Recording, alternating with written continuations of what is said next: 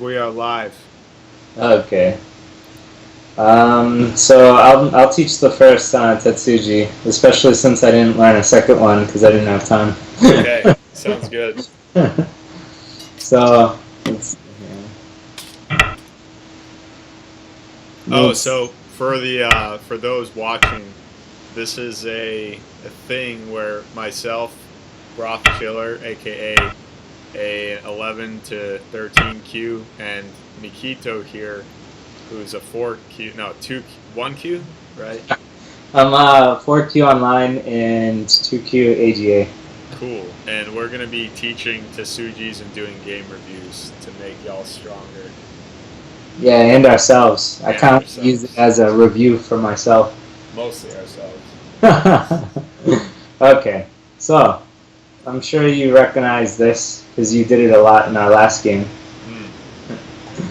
Well, a good shape for black now is usually to do something like this, right?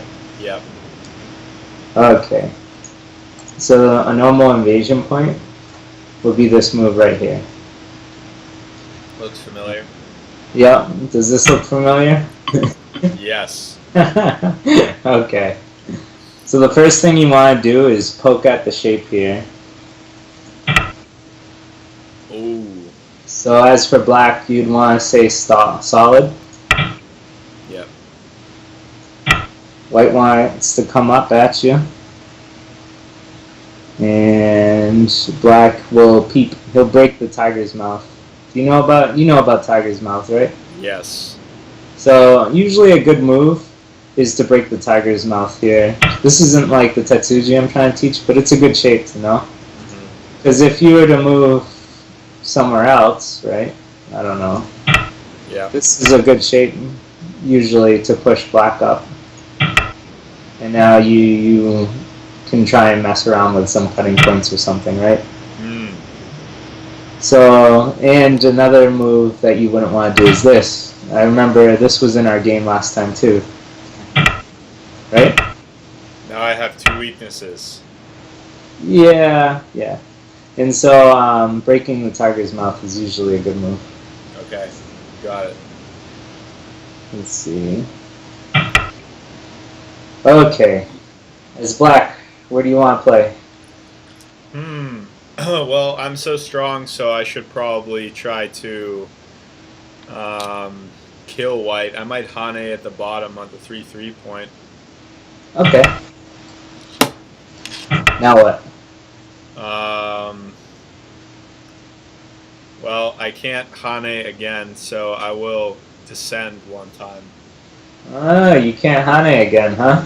That's what I think, yeah, because then he'll just Atari and then capture. You're gonna learn today, boy. The Tetsuji I'm teaching is the two-step Hane. So this is, you gotta think when you can do this, right? And this is what I'm teaching you now. Okay. So what are you afraid of? I'm afraid of white Atari at R2. R2, okay. Let's see. Black would naturally play here, right? Yes. Now, as white, this is the move. Where would you want to play as black now? Well, let's see. If I read it out, if I descend right now, white will also descend at R1, and then I'm in Atari, and I can't do anything. Okay. So I can't descend. In that case, if I play Q2, white can capture and make life easy. So that's not good. What if I play S4? S4. Okay. S4. I kind of like this. The problem with it, though, is that it's an anti-Suji. It kind of breaks what you were trying to do. Yeah, it's not very good. So first, this takes. So now my stone is dead. Your phone? My stone is dead. Oh, yeah.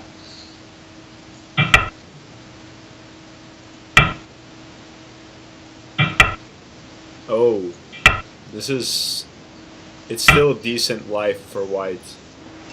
Yeah, it's still not bad, but the problem is he captured you at S4. So Yeah. let's see here. So right here, right? Yeah. So this is why I call it the anti-Suji. Um, there's a better way to do this, and the move that you need to do is just this one. Hmm. Now, where will white go? Let's say white wants to. Well, white's afraid of the S4 play now because it shortens the liberties on that white stick. So rather than play like S7, white will probably try to fix and style around like S4. Let's just say S4 for simplicity. This one? Yeah. Okay, let's see. I don't think this is a good idea, but it's okay.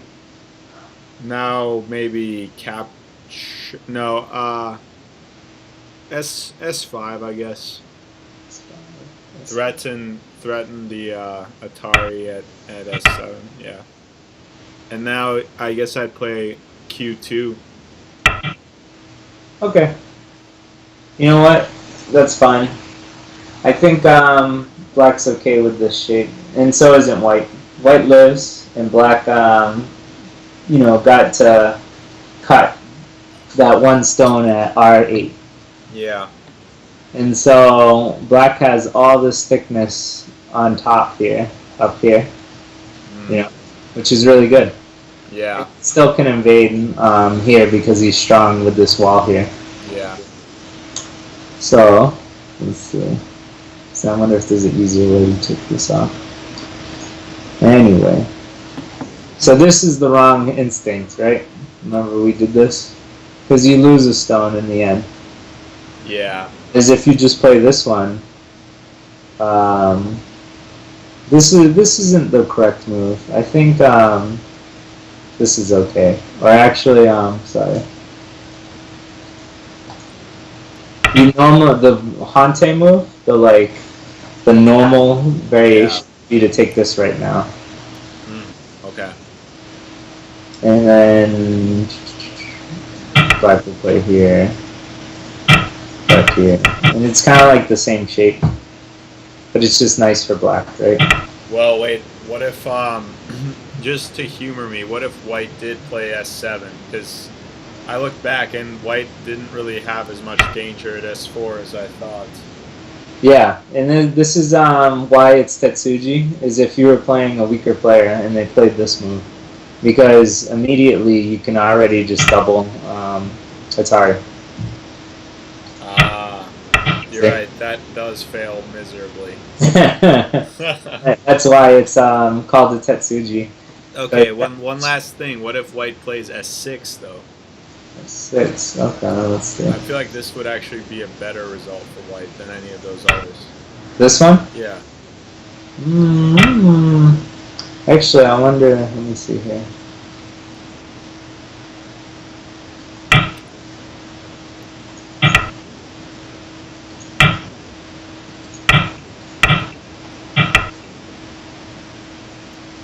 About the same, right? No, because later on in the end game, well, actually, black can just play here, and that's like super good. Because now white needs to play here, or he's dead. Right, that's a false 5. Yeah, I mean he's got an extra move, like so, and now he has to play here, right? Yeah. So this shape is not good. Plus, it makes an empty triangle. Have you ever heard of an empty triangle? I have indeed. It's a shortage of liberties. This makes that empty triangle shape right here. Yeah.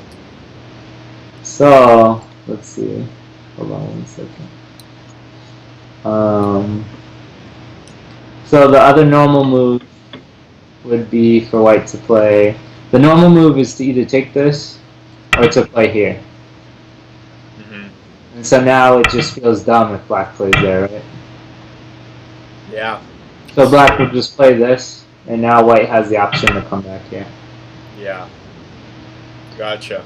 And that's the end. So black gets a lot of influence in the top side, and white gets to keep the invasion corner that it did. But So let's go back all the way. If black just played a normal move like this is kind of better for white, right? Yeah, no weaknesses at all, really. Yeah, and white, black has a weakness at Q3, right? Yeah, So now white gets it in Sente. Mm. And I'm pretty sure it's alive at this point, but if you didn't think it was, you could just finish it off here, and now you have like a live shape. Yeah, I see. But with the double Hane technique, there's a lot less points for him in this. So what made the double Hane good here, really? Was it the weakness at R7? Yeah, and the fact that you can just kind of get away with it. Okay. Let's see. Yeah, just whenever you leave 2 cutting points, it always makes you feel kind of like, uh-oh, right? But as long as you read it and it comes out into a good result, I would, you know, depending on the situation, I'd try and use it. Mm-hmm. Well, so I just became curious. What happens if white Atari's at Q3 at the first Atari instead of R2? Okay. So no, then you double Hane and then white Atari's at Q3. Okay. Where would you play as white? Oh, never mind. I'm seeing the black capture at S4. Yeah. Wait, not here. Sorry, here. So these 2 points are Mii. Exactly. Yeah. Yep. So if white plays A, black will play B. If white plays B, black will play A. Either way, black will make a living group in the corner. Yeah, and it hurts these white stones a lot, and that's why the double Hane is so cool. I see. So it's starting to seem to me like a tesuji is really a pattern that you still have to read to make sure it works, but it's just to like prime your brain to look for that pattern, right? Oh yeah. I'm trying to think of the definition I've learned of it. The point is, it's like a really good shorthand tactic. You know what I mean? And so you look at the shapes, and it will give you a good outcome because of the shape. I don't know how else to put it, to be honest with you.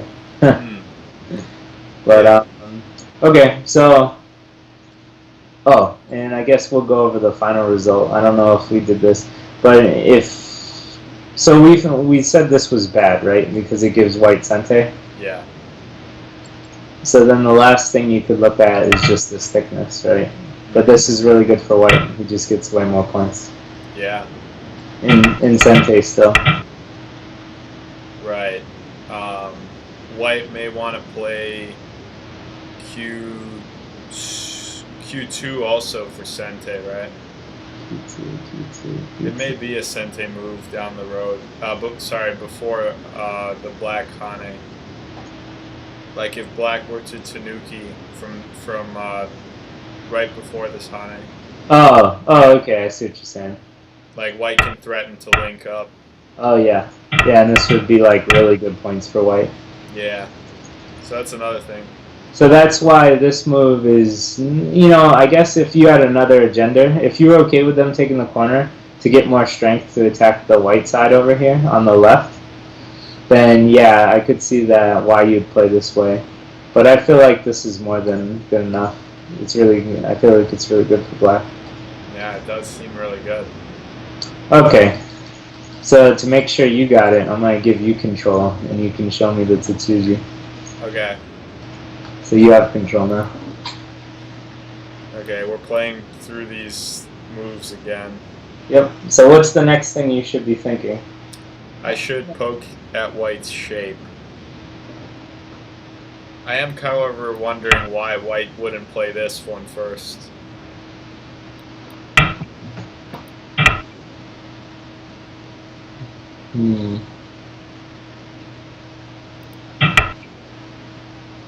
So white will pull back at R6? Yeah. Good. And It's a little different, right? A little bit. I feel like maybe R4 is okay now for black. Yeah. White's Yeah. not really alive in here. Like, white can try the cut, but it's, I don't know. Anyway, I'll stick with the Tessage. Yeah, well, if you played the way you did now, black could just kill those things. That So, is true. black pulls in now. Yeah, that's very true. Well, the other way, at R7. No, R7. Sorry. Yeah. Because it threatens both sides. Both sides are one move away from death. Oh, that's very true, yeah. Yep. I'm not sure, but I know it's dead anyway, so... Yeah. Yeah, okay, gotcha. So anyways, white will poke from inside, and Yep. black can't play that because, I guess... I mean, sorry, yeah, black can't play that way, because that cut is, like, really good, I guess. Well, you'd want white R4 first.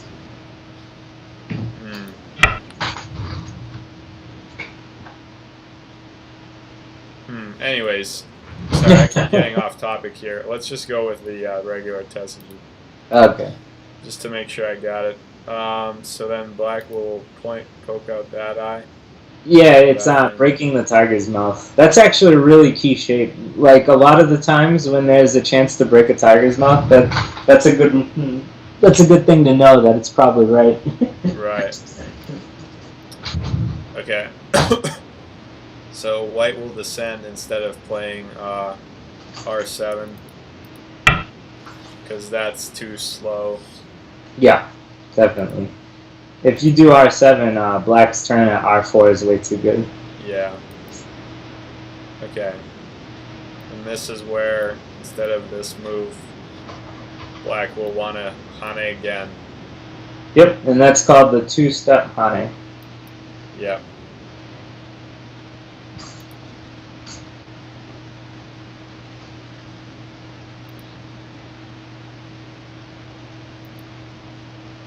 Okay, so now white has two normal answers. That's the first one. Yep. And at this point, the Tessage is essentially over. Well, take away 7S, and then Atari one more time, because it's free. That's true. And now you connect. And then white has the option to connect at Q too. I personally I would, but I think in one of the books I was reading, I think they were saying it might be too slow at the very beginning of the game.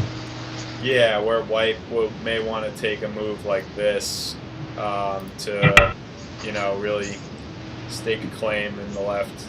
Yeah, because if black plays Q2, white plays T4, and it lives. And then if black plays T4, then white plays Q2. It's Miai. Yep. And I mean, either way, this group is very safe. I mean, it's big. It has eyes to sell, as they say. So that yep.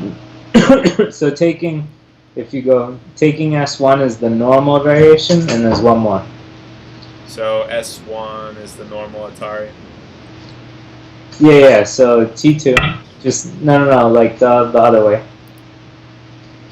And then black R7.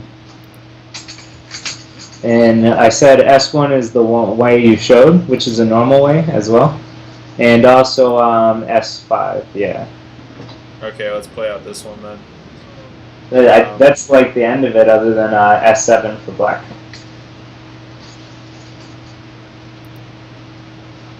Yeah. But yeah, when I was reading out this in the book, if we go back, here, why don't you give me control? You right-click my name on the top. I think I can take it actually, yeah.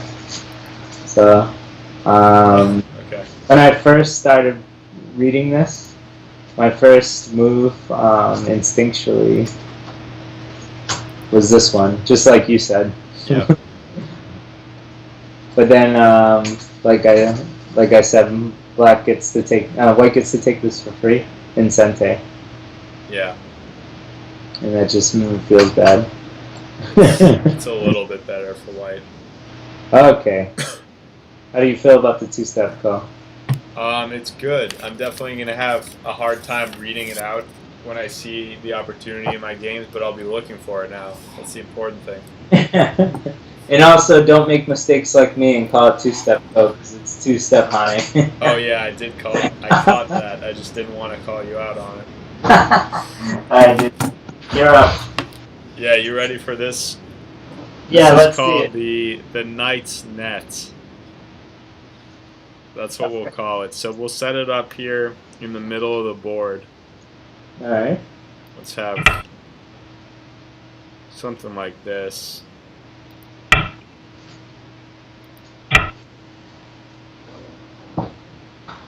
Oops, sorry.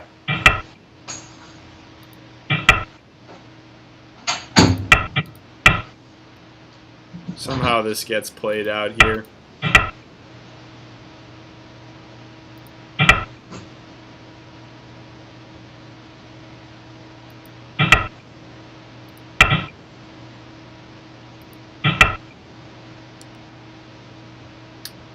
And white tanukis.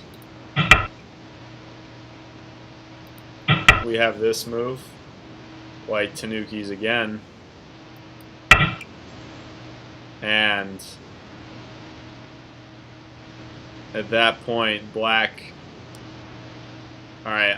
What would I know you probably know this, but what would a noob play at this time? I was gonna say I probably should know it, but we'll find out. What's the move if you're black? Well, first of all, as the black player, what do you want to accomplish at this point in the game? Well, the two white stones at J10 and 11 are cutting points. They're cutting all my stones. Yeah. And so I would want to kill them, and the way I'd want to do it, I think, would be for the L9 move. L9. Mm-hmm. So, yes, that's correct. This is the Knight's Net.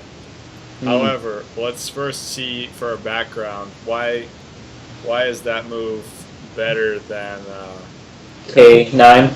Did you take control? How do I go back here? Yeah, I can take control. So, are you saying K9 here? Yeah.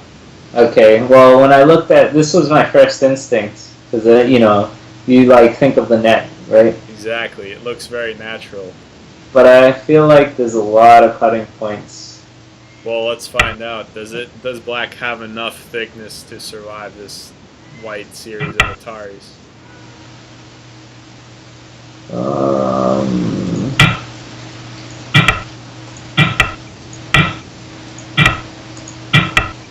Yes. White's still in danger, but at the same time he's okay, right? So. Yeah, white's gonna be just fine, it seems.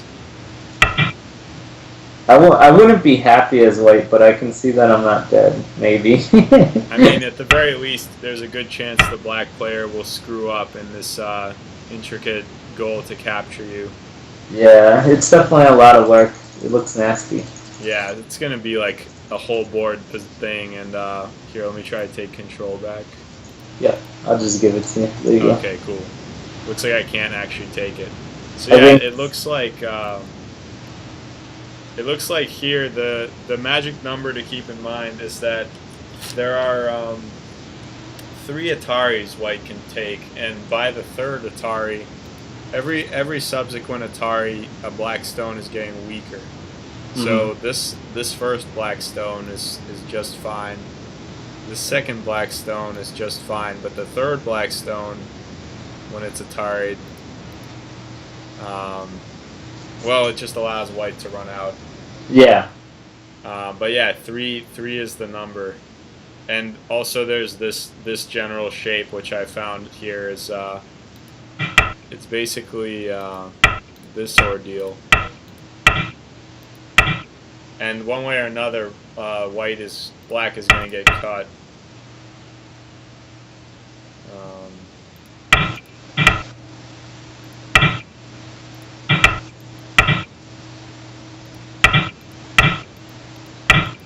So yeah, basically anytime there's a white stone in between 3 black stones like this, that's a weak point of that shape. So that's what it tells me.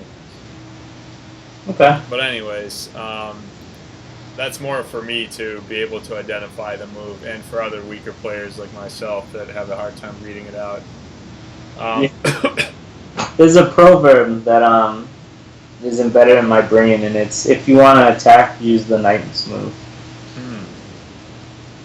So, I mean, I don't know. It's definitely not for every situation, but it looks like it worked out in this one. Well, let's see if it actually did work out. So, Okay.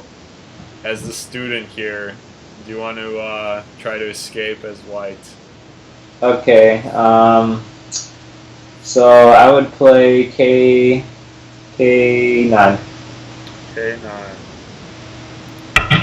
So you're trying to get out. Black will probably do this.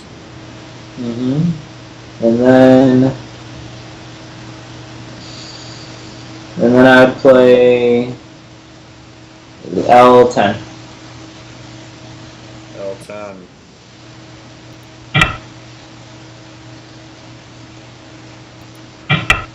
Oh yeah, I'm definitely dead here. If you connect, I'm dead. Yep.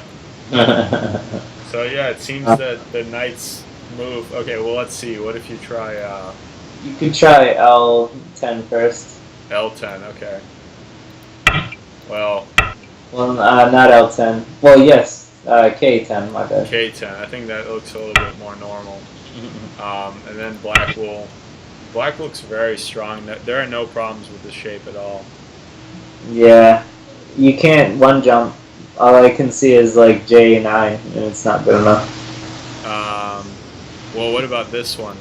This is probably the most interesting move because white has almost a ladder, but it turns out the ladder fails.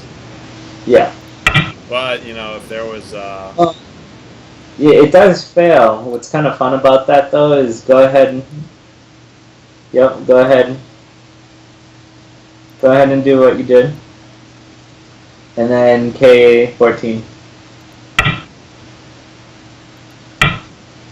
And then M13. K13? M13. Oh, yeah. I'd be okay with this. It's yeah, it's definitely a weakness in this particular shape, but that more comes from the fact that J12 and 13 are pretty bad stones. Yeah, the point being is those 3 white stones they're not gonna make it, and then you get to connect all your stones when they die. Yeah. Cool.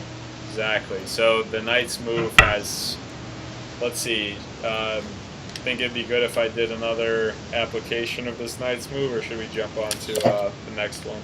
Yeah, let's do 1 or 2 more. One or two more of the knight's move? Yeah. Okay, cool. So I've got this one.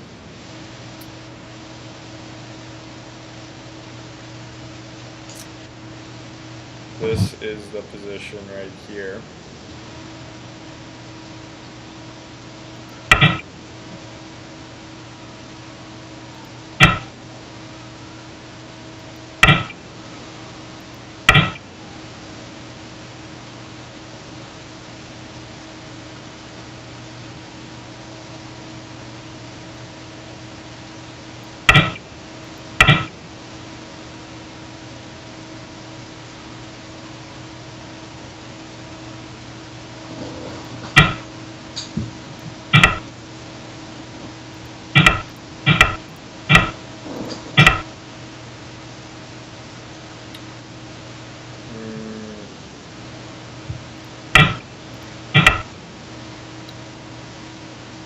See,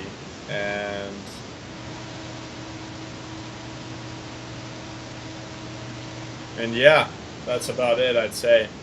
So black really needs to Um, So black, it's white. It's white trying to capture black, right? that's correct. So let's see. Let's give white the move. And yeah, white would love these black stones to die because then his groups would be all completely connected and it'd be wonderful. It'd be a field day. So for this one, I feel like you have to play P5, even though it's supposed to be the Knight Tetsuji. Interesting. I'll show you. What's going on here? I'll show you why I feel that way, and then you can correct me. Right? Oh, sorry. Yeah, I actually just produced this position, so I wouldn't be surprised if it was not exactly right. See what I mean? Yeah, it looks like white's gonna die. Yeah.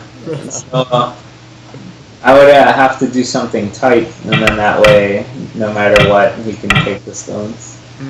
You're right. Okay. Well, so to be fair, I was, you know what I mean. Yeah. Well, we'll keep that a secret for our viewers. But okay, let me change that position a little bit. Okay.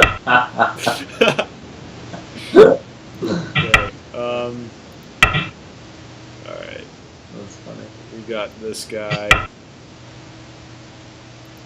Can't get too creative, I guess.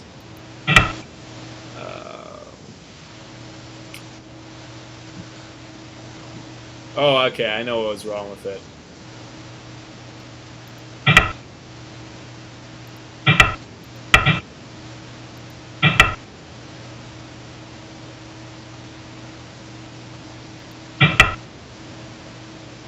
So, yeah. We're trying to get accurate information to people without getting sued.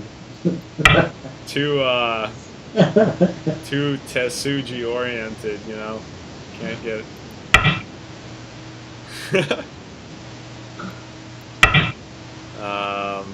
all right, looks like black has actually got a corner here. And is actually going to be alive in that corner.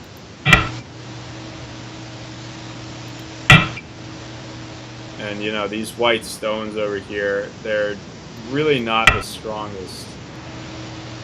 They're not awesome.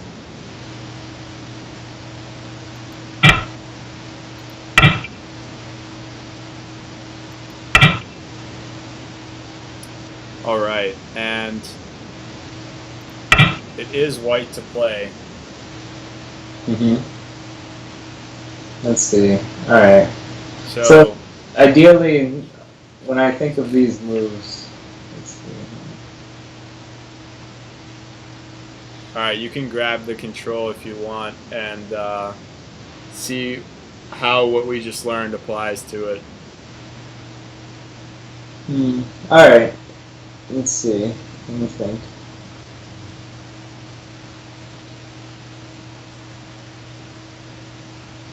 So I mean the tight one still works, right?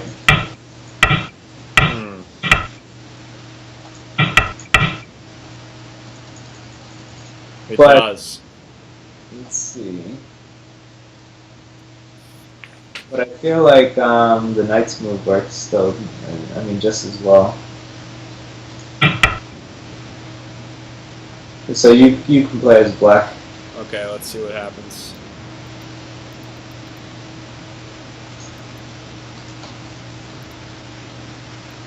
Yeah, he gave you control. Yep, block it. Cut it. So it doesn't work on this side. White dies. Yep. So would you use the knight's move on the weaker side then? So you'd play it at M7. That's what I'm thinking here.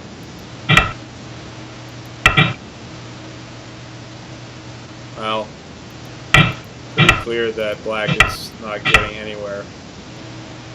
And this gives you a much larger shape, I think, than just doing it tight at N7. Right, it's more stylish. And actually, if we made this edit right here, um, now let's see if doing the regular net would work. And I'm pretty sure that it does not work. Yeah, I'm pretty sure too. So But it I'm- looks I'm- it looks like the magic number here is actually just 3 liberties. If one of your groups has 3 liberties or less, it's not enough to cast the normal net. The problem with this though is I don't think the Knight's move works either because of M3. Let's find out.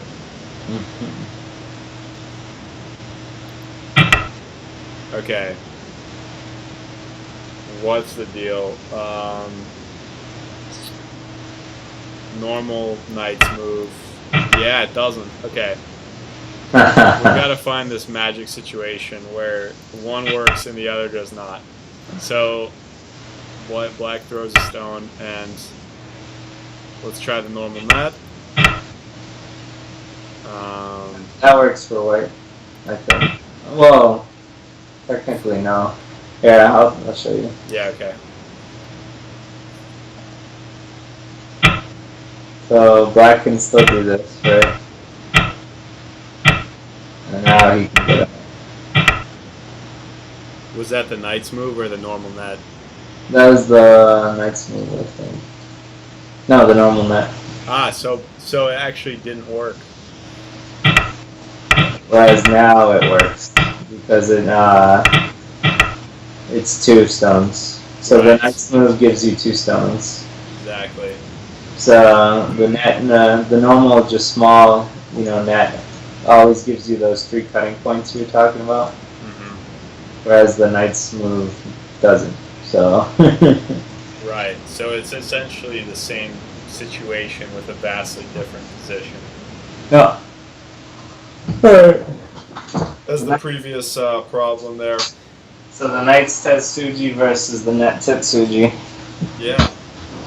Alright, what else you got? All right. Want to move on to pincers. You want me to teach you a little something about pincers? Okay. We can do loose ladder first if you'd like, or we can just skip the pincers. Yeah, let's do loose ladder. Okay. Let's do it. So black and white locked in a battle.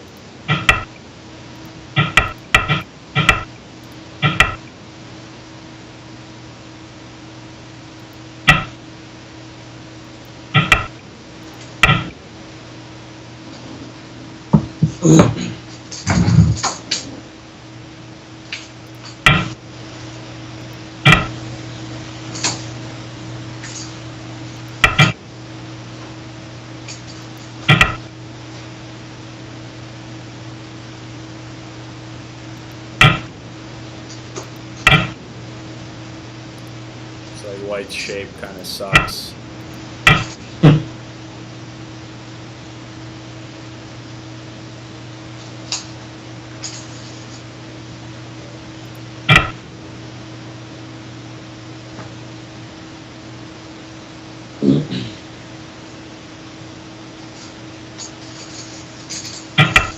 Okay, well that should do for the purposes of illustrating it.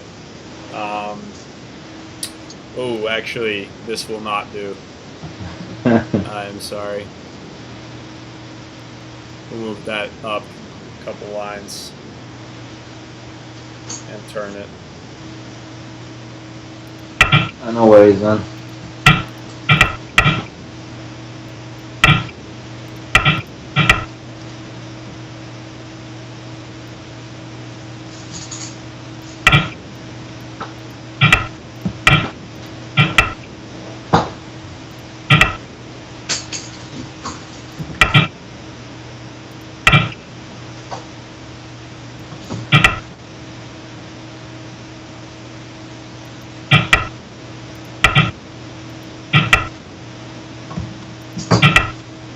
Alright. So, what's going on in this position? What would black love to see happen right now?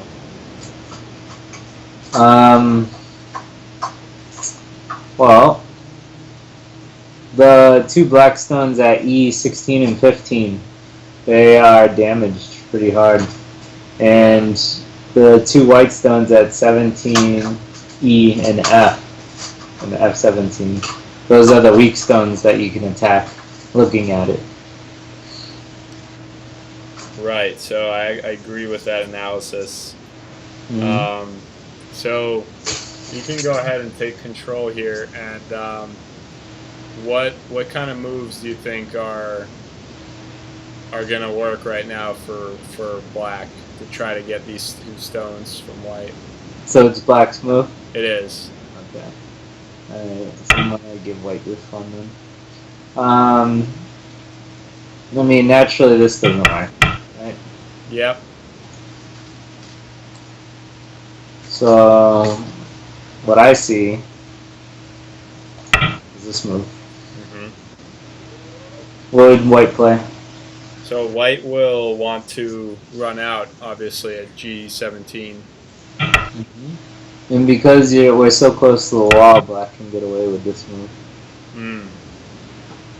White would come up G18.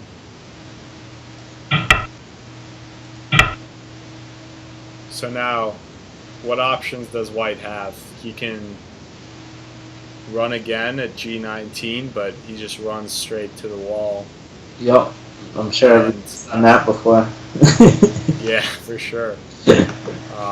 And then the Atari at F15, or actually, yeah, that one fails pretty clearly, right? Because that one's more interesting, I think.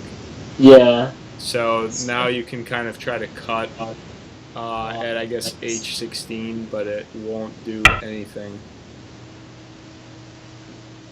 Yeah, I mean, you could take G19 right now.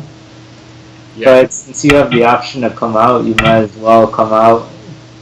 True. So this move, it really gives black a lot of power here. It fully traps white and also secures a lot of influence all on its own. And this looks very similar to the net. Remember when we were talking about the net? Yeah. Not that we showed it, but the fact is that if white in play is this, it's an Atari. Mm. And at this point, it's just in a ladder. Yeah. But the beauty is that the ladder isn't fully complete. So actually, there's another important nuance to this loose ladder. Can I get control for a sec? Yep, you got it. Spanx. So, when black's playing out this ladder, he can't play it normally.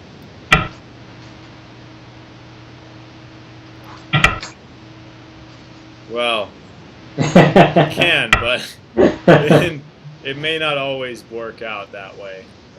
Okay. It's safer to play it. Like if the situation were different, Yeah. it would be safer for black to play it, to just lead white straight into the wall. And Okay. if we pretend that we were on the third line instead of the second line, I don't think this would work, right? Yeah, I don't think so either. Because then white has a ton of wiggle room there. You need some extra stones. Do you have another problem? I do, and Yeah. this one's gonna be interesting. Okay.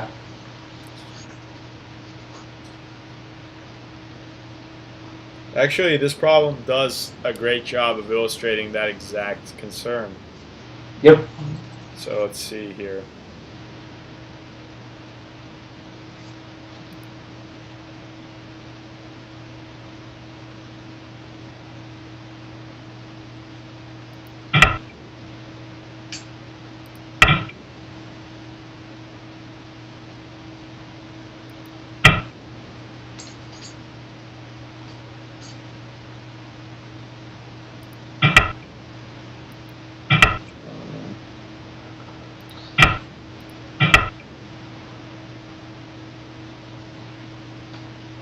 So you started playing Go in January, right?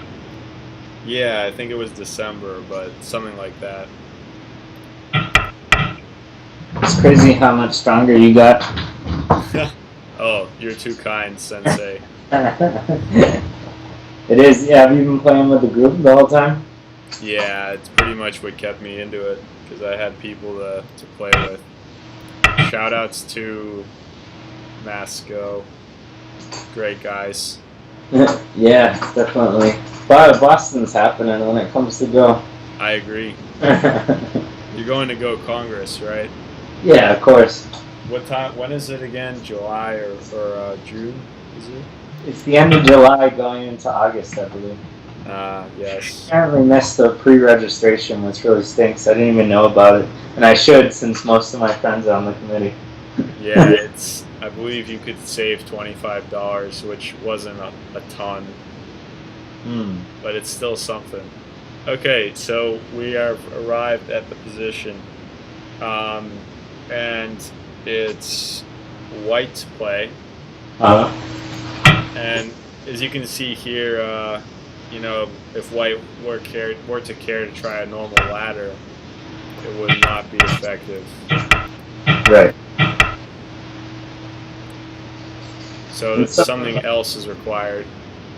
Yeah. And so for new players, the reason why P5 is a keystone. Well, why don't you tell me, Broth? All right. So P5 is important because it's what's making the white group at 04 be really, you know, weak and crappy. Like, it can potentially make life. Yeah, I think it would be okay, but the point is that it's really cramped and it's not that great, right? Yeah, if you're able to kill P5, you're able to connect your two stones, your two groups, and that's much stronger. Exactly. So if we assume that black is alive in the corner, then yeah, sure, this white group at 04 may be living, but it has absolutely no impact to the rest of the board. Like, any white stones over here are not receiving any support from this group, really, pretty much. So it's absolutely trapped and has no influence. So it really is just a crappy group. We really would like to see it be connected. So, okay, so the student, why don't you try to kill this black stone as whites? Okay. And actually, this problem has not one, but kind of two little tricky plays. Not quite intuitive, maybe. I'll find out. Let's see. Yeah, you'll have to work through it. No, this is the start of the loose ladder. It's Yes. like net. It's not a full net. A full net would be this. Oops, sorry. Yep. This is a full net, right? Because now, no matter what, black can't get out. And so the loose ladder is kind of like a net, just without this piece. And what makes it work is the stones at Q5 and R5. That's exactly right. So let's see how they come into action.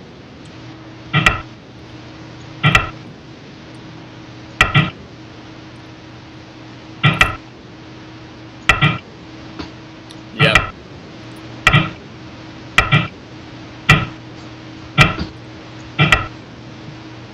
And that's it.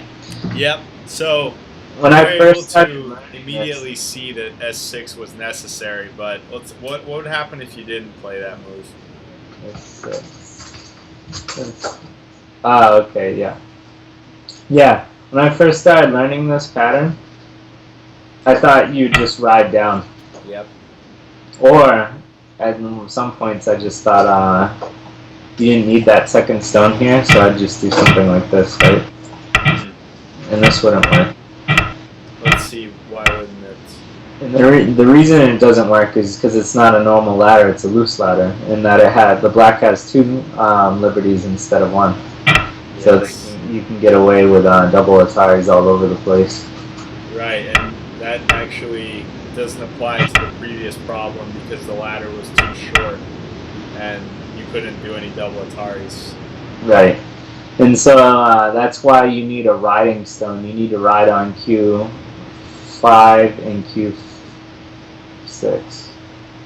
Okay, so let's see it one more time with that S6, because to me, still, I'm afraid I would miss such a move in my games.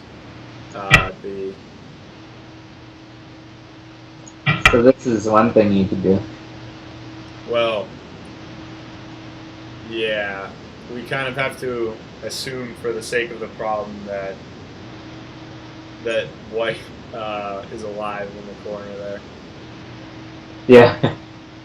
That does sort of make things weird, though.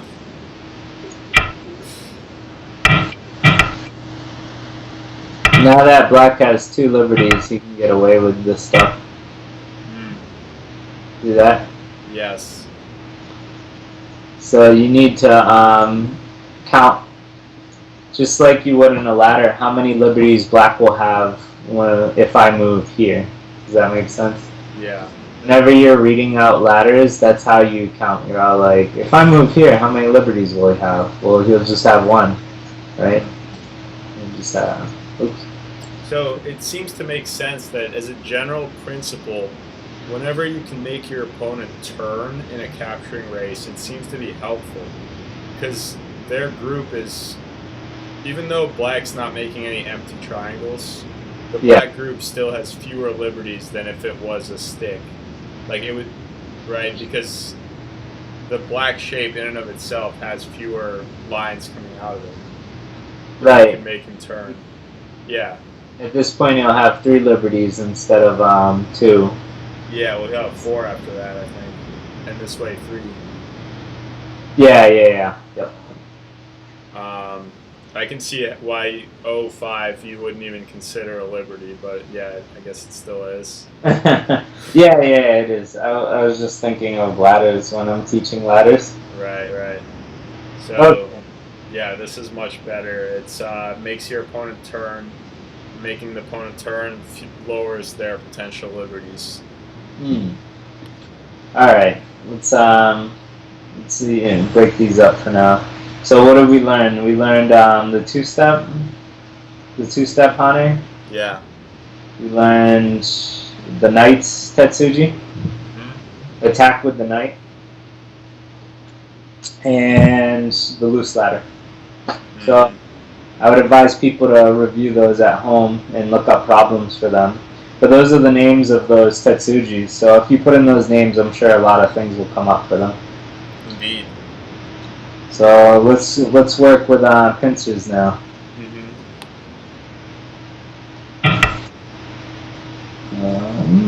Actually, I want to play this one. Well, technically, white will want to play on this side. Okay. So, black's turn. Let's say black plays here and white plays here. Okay? Now, I assume your first instinct is to play either this or this. Am I correct in saying that? That is correct. And knowing me, I'll probably play high. Okay, I'll give you a little tip right now on that too. When it comes to playing low or high, these are called open door and closed door. If you have a black stone over here, it's definitely good to play an open door. Does that make sense? Yep. But because a white stone is over here at D4, you would want to consider playing the closed door. Because if you play the open door, white's just going to play here right away, right? Yep. And if you defend, if you do like a regular move, now white can build with his 3 stones. Like, who's making more points here, right? Absolutely white. Yeah. And so that's why when you have this, now this move, like, black doesn't even care. His corner's already closed. That makes a lot of sense. Yep. I mean, you could technically play here and still, but you'd still make more points than you would if you had this shape. Agreed, definitely. So that's why it's called an open door, closed door. If your friends are on the D4 or close, somewhere on that side of the board, Yeah. door is okay. But if your enemy's on that door, you want to close your door. That makes perfect sense. It's a great principle. Thank you. Yeah, no problem. But now, here's a new principle, and it's all about pincers. So when you have friends up here, right? Mm-hmm. It is okay to do either a loose pincer, which is 3 spaces from your enemy, 1, 2, 3, or a tight pincer, or even a middle pincer, whatever, doesn't matter. Mm-hmm. Do you know why it's okay to do these? My guess or instinct would be that you are accomplishing 2 things at once by developing your position or extending from the enclosure while at the same time weakening the white stone. Exactly. White can't make a base over here anymore. If you play if you come back, closed door, white can make a base very easily, right? Yes. And so this is your side of the board. I mean, you had a black stone at Q4, and you had a Shimari enclosure, which is a knight's enclosure at the top. This was kind of like, this was black's neighborhood, and white just came up here. And if you play a weak move like this, then you pretty much just give white a home inside your territory. So, that's not good. No. Right? I mean, this was clearly your influence. Yeah. But anyway. So, can't let white get in your neighborhood.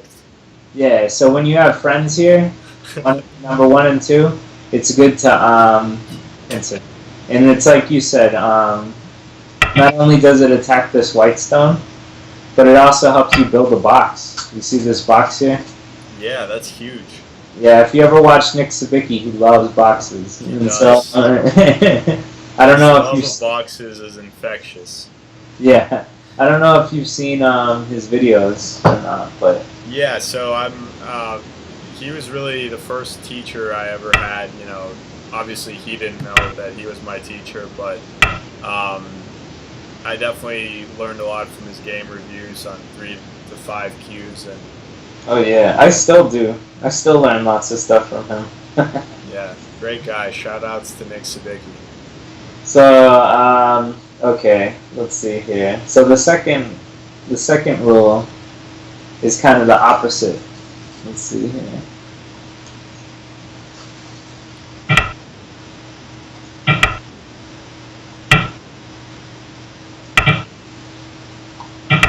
Okay, so now it's white's turn, right? If black has friends up here,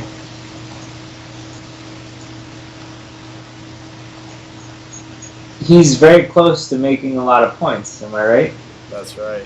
Say if white closes his door again. Well, black can now play something like this. Even this, if you really, but I personally would play something like this, right? Yeah. And that, it's pretty good. I mean, it's a go game, so, it's fine, but this is really good for black because the Shimari, the 1-2 stone up here, is facing a black stone that it really wants. So it's like making this whole side. Yeah, that's going to be tough to get rid of this white. So, when your enemy is on this side, the idea that you want to do is a loose pincer. Let's see here. I need white's turn. So you want to do something loose. If you do tight, right? Black's gonna attack you. He's still making all these points, right? This is just like the other pincer I showed you. Yeah. And he's still attacking this guy. Yep. And there's that box again. And granted, white's making a box too over here, right? Yep. But black is 2 lines bigger than white's box, so he's making more points than you. And it's more solid because the corner's closed. Yeah. Yep. So, you don't want to do a tight pincer because your enemy's over here in the 1-2 corner. So you want to do a nice loose pincer. And if black was to do this, white could do a 2 space to make a base, a 3 space, and there you go. White would be like perfectly fine at this point. So the loose pincer is better because it is not as easy to counterattack. Yeah, I mean, yeah, exactly. So like black can still do this and build, right? Yeah. And he still makes a box, but it's first of all it's not as big, so that's actually pretty manageable. And then second, white can counterattack. So white has by no means made all these points as white, but it is at least much better than the previous outcomes. Yeah.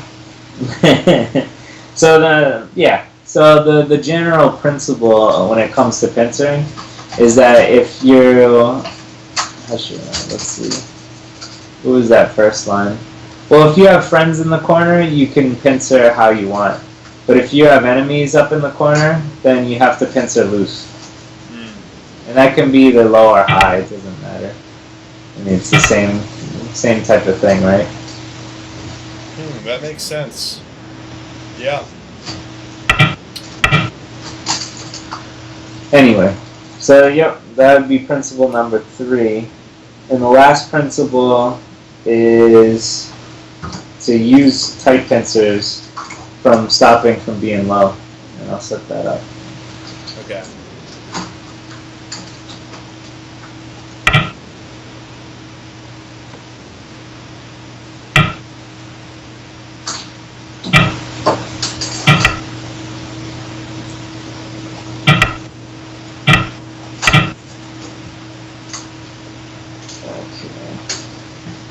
So, if black sets up a pincer this way, and white plays this, black will play this. Doesn't black feel kind of low? Yeah, it does. He's all making 3-line territory, and that's really not that good. It's not that good at all. Yeah, that's like 25 points. So, if you use a tight pincer in a situation like this, and white jumps up, where's black's next move? Knight's move at Q14, yeah. Perfect. Now you're making 4th-line territory. I see. So the difference is, how is this different than the 3-space pencil? So this one is not as severe. When you do tight pincers, it's very, very like, I'm attacking you. Does that make sense? Yeah. But if you do loose pincers, white has like places he can like move around in. Right. And instead of doing just the 1 jump, he can like get away with a 2 jump and it flattens out black. Gotcha, yeah.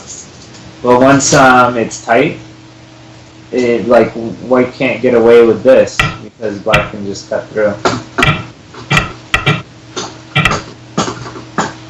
I see. Make sense? Yeah. And that's a really big corner for black.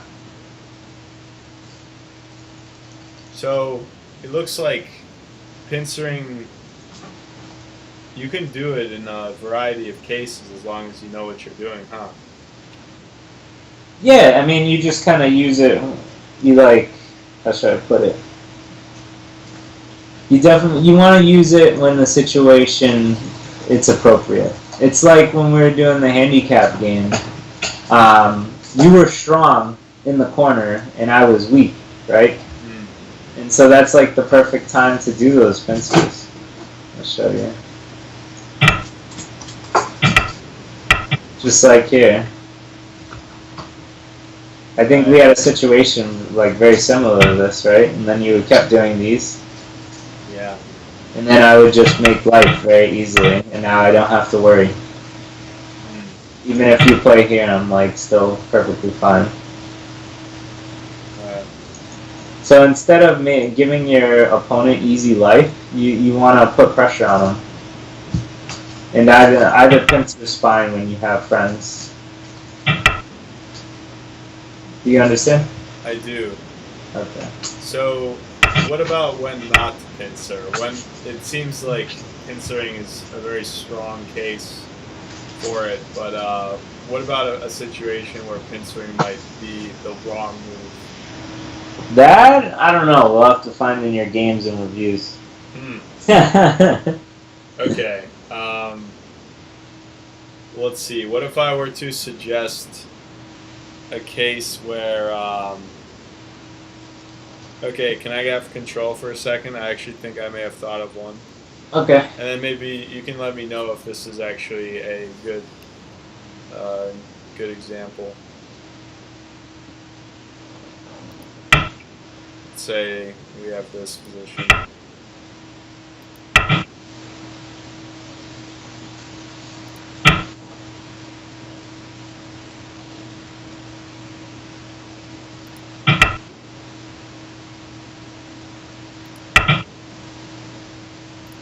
Something like that, and then we have a white approach.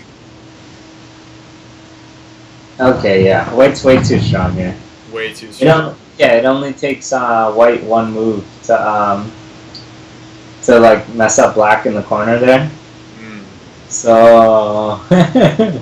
What about this position? Let's say white's not quite as absurdly strong. Okay, let me think. What do I want to pincer here?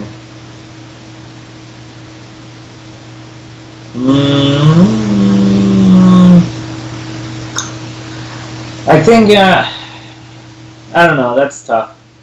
I don't know enough about pincer and broth. I don't do it enough in my games. Okay.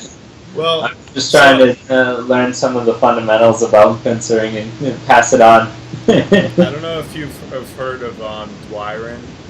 Yeah. Or Bats. I watched a video of his. It was, I think, an hour long or so. And he pretty much gave 5 times when pincering is bad. Well, I guess I'll have to watch that video. That's why I pretty much never do it. So no. I think one of them was something like this, where let's actually say white's not even quite as strong as that, and white just approaches you.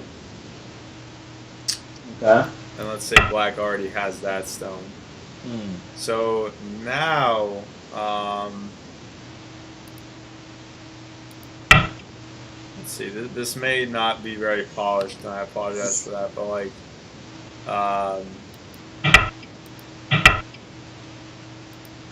well, first of all, right, any case in which the black stone is immediately countered pincered seems like pretty bad. Yeah, this is a bad time to pincer. This is a really bad time to pincer because he's already got 2 sides on him. This would be an invasion more than anything, and you never want to invade unless your corner is already strong. Right, because if you do something like that, white can even play this right away. Oh yeah.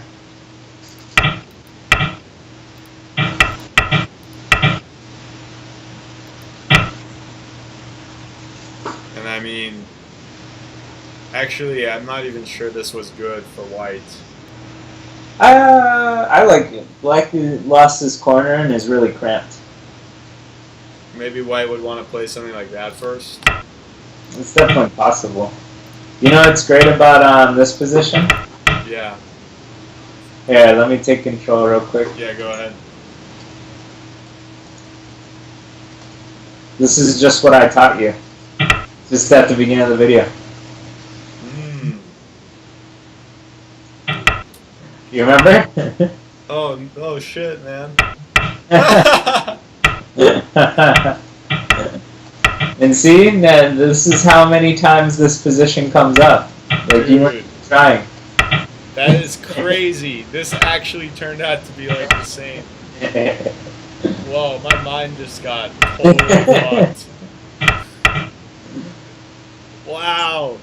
Yep. That just shows me like how much of a noob I still am. Is that like I already forgot that stuff and was like on to thinking about pincers. You know what it is? This is actually a pretty common shape. I told you, if you have the black stone at R10, then the open door is good. Does that make sense? Right. Now, if a white stone was there, you'd want the closed door. But anyway, that's what it developed into. Interesting. Alright.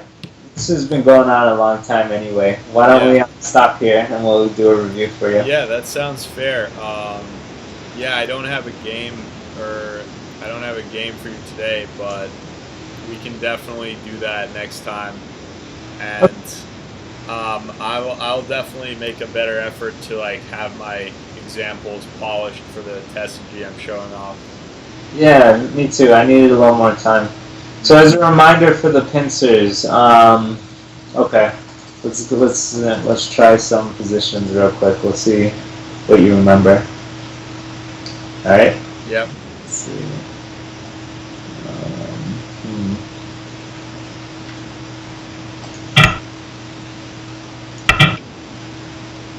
It looks like that white stone at P17. It should be. Oh, never mind.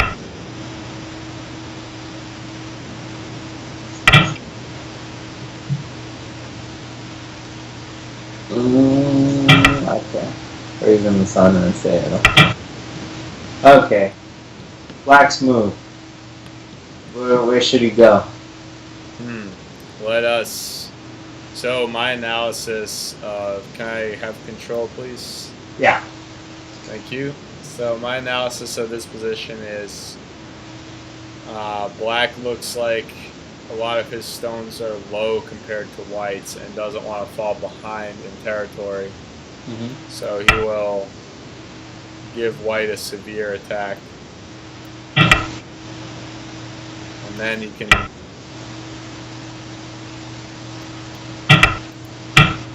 start to take,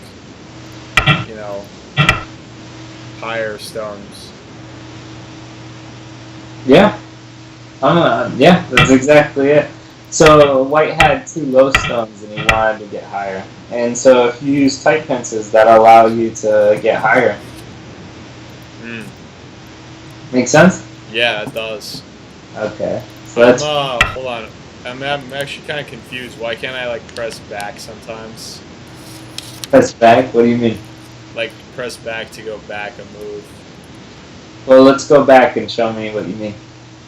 I mean, it's just like a KGS control thing. Sometimes I can't go back. I guess I have to click this button. Never mind. Yeah, there's arrows at the top. Yeah, I just realized that. Okay, new to this client. Okay, do you have another recap? Yeah. Let's see.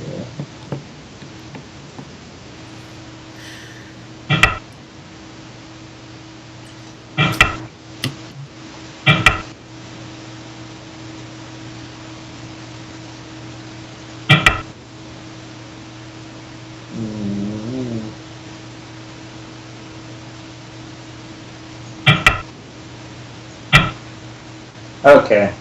Well, how should white pincer? Or should he pincer? Okay, let's see here. I'll give you control. Thank you. So then now white. Well, looks like the players are pretty even on the top side, and black does have kind of a moyo going on, but not really because there's no relationships on the right. White could create one probably by doing this. Mm-hmm. Yeah, because now black can't really.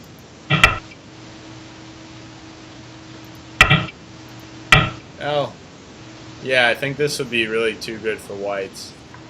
Yeah, and the reason is because the pincer is not only attacking black, but it's building a large moyo on the top. Yeah. Does that make sense? It does. So then now when white attacks, that box is getting mighty large. Yeah. In reality, when black attacks this way, you do want to play F4 probably as white. But you're still only one move away from a big box at 10E, right? Yeah, I'll show you. Yeah.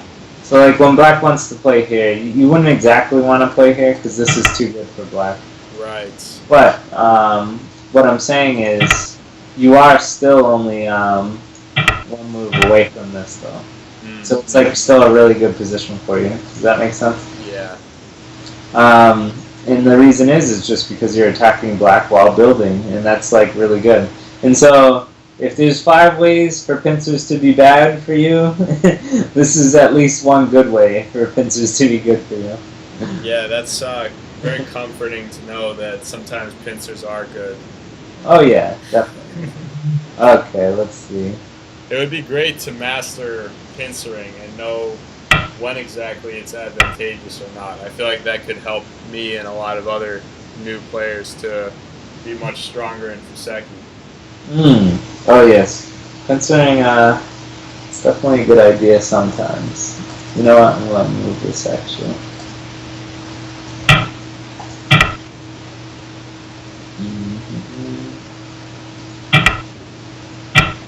I feel like a common follow-up to against the pincer is to approach from the other side. Well, all right. Let's work on this. So, what pincer would be good in this situation? So now white is looking to do the pincering, and, or I suppose the right term is pinching, because pincer is or maybe, how should I pinch right now? How should you pinch? Yeah. Okay, so black has a pretty big enclosure on the top. Would love to build a box. If that's the case, what I need to do as white is to make sure my pincer doesn't get destroyed like this.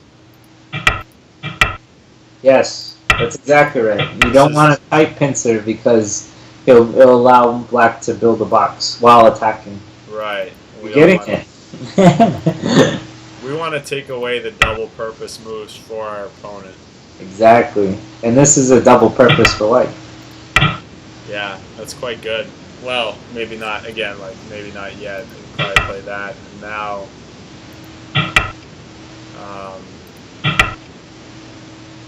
exactly. The loose pincer gives you some room, so you can either, like, build a base or you can run out. Right? Cool.